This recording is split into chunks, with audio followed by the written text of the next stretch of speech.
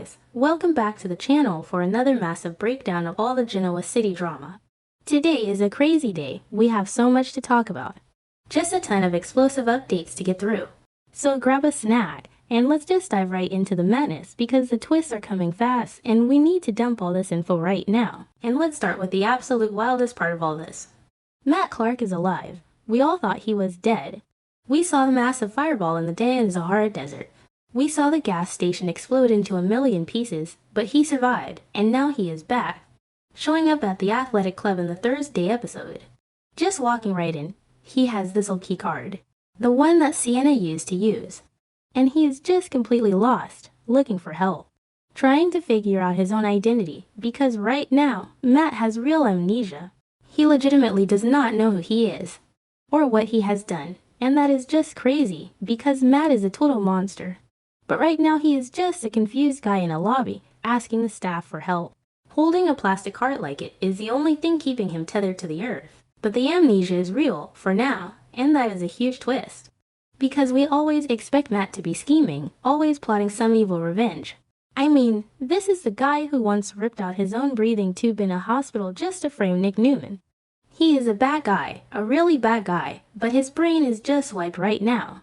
Sienna hit him in the head with a rock in the Sahara Desert.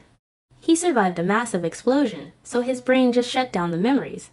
And he's wandering around the GCC, a place where he has so many enemies, just walking right into the lion's den, without even knowing it, and the show is going to play with this. Because being back in GC is going to trigger things.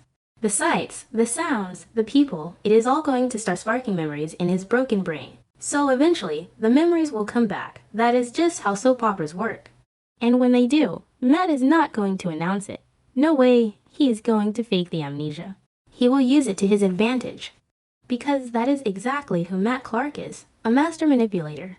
He will pretend he is still this lost, innocent guy, while secretly plotting his next move, taking advantage of the fact that all the physical evidence of his crimes burned up in that Vegas gas station. He is free and clear. And if people think he is an amnesiac, they might let their guard down. He will start pretending he still can't remember his own identity, just to gain a sneaky advantage over everyone. But right now, the confusion is 100% real, which makes him almost a blank slate, but a very dangerous blank slate. And let's talk about Sienna Bacall for a second, because she was the last one to see him. She fought him in the desert, she left him there. And people are starting to assume he is dead. Phyllis is going to hear rumors that Matt is presumed dead after that final confrontation with Sienna. But Sienna is not convinced. Sienna is paranoid. She is always looking over her shoulder. And she is starting to doubt that Matt is really gone for good. She knows how evil he is, how he always survives, like a cockroach. So Sienna is going to be on edge, wondering if he is out there. And she is totally right, he is out there. He is literally at the GCAC, just waiting to be discovered.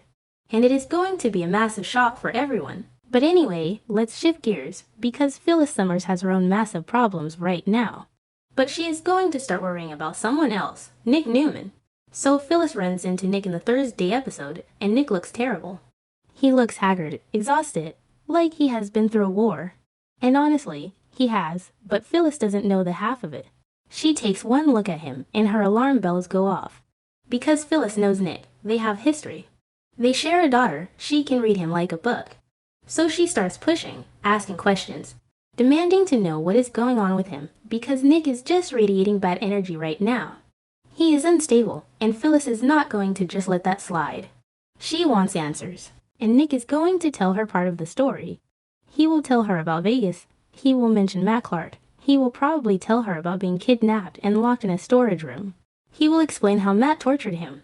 How Matt used his stolen phone to lure Sharon and Noah out to the Sahara Desert. It is a crazy story, and Phyllis will be shocked. But he is going to leave out the biggest part, the fentanyl. Nick is fighting a massive addiction right now. Matt pumped him full of drugs, forced him to relapse. And Nick is in an outpatient rehab program trying to get his life back together. But he is ashamed, he is broken, so he hides the drug crisis from Phyllis. He tries to play it off like he is just stressed about Matt. But Phyllis is smart. She has this gut feeling, this intuition. She knows Nick is hiding something way more disturbing. She can see it in his eyes, the way he is acting, the way he looks so haggard and worn out. It is more than just stress from a kidnapping, it is a physical toll. And Phyllis is going to sense that something worse is happening, but Nick is stubborn. He is not going to just confess his addiction to her right there in the middle of town. He is trying to be strong, but he is fragile, and imagine what happens when Matt Clark reveals himself. Matt is alive, he has amnesia, and he is in Genoa City. The return of Matt is going to be a massive double shock for both Nick and Phyllis, because let's not forget, Phyllis is in deep trouble herself. Victor Newman used an AI program to frame her. He created flawless fake evidence, and Christine Blair arrested her. Phyllis is out on bail, but she is terrified. She is putting on a brave face, yelling about revenge. But inside, she is panicking. She just had her entire staff quit because of Victor. And Patty Williams attacked her in the middle of the club. So dealing with Nick's drama is just adding to her massive pile of stress. But she cares about him, so she will keep pushing him, trying to figure out why he looks like he hasn't slept in weeks. Nick's actions are just causing so much instability. For himself, for Sharon, for Nikki, and now for Phyllis. So when Matt finally crosses paths with them, it is going to be explosive. Nick is going to lose his mind. He is trying to recover. And the guy who tortured him and drugged him is just walking around town. Claiming he doesn't remember anything, it is going to push Nick to the absolute edge. And Phyllis is going to be caught right in the middle of it, trying to protect Nick while dealing with her own legal nightmare. A double shock for his old enemies, because they thought he was dead, and now he is back, and he doesn't even know why they hate him. It is just a brilliant, messy soap opera twist. And we are here for it, but it is going to cause so much pain for Nick. But let's move on to another huge disaster, Kane Ashby and Lily Winters. Because this is just a total tragedy right now. Kane is in jail, he got arrested in a really dramatic way. And it is all because of Victor's AI program and Victoria Newman. Victoria handed over more fake evidence to the DA, claiming Kane is a flight risk, claiming he is going to run away to New York to hide assets. So Christine Blair denied his bail. Kane is stuck in a cell. And this is happening at the worst possible time, because Malcolm Winters is dying. Malcolm has aplastic anemia, he is in a coma. He needs a bone marrow transplant right now. And Kane is the only perfect match. It is a life or death situation. So Kane is behind bars. But he is trying to convince Lily that everything will be okay. Kane is desperate. He is pleading with Lily, promising her that he will keep his word. He promised to save Malcolm. He promised to do the bone marrow donation. And he is telling Lily that he will do whatever it takes to make it happen, despite this dramatic arrest.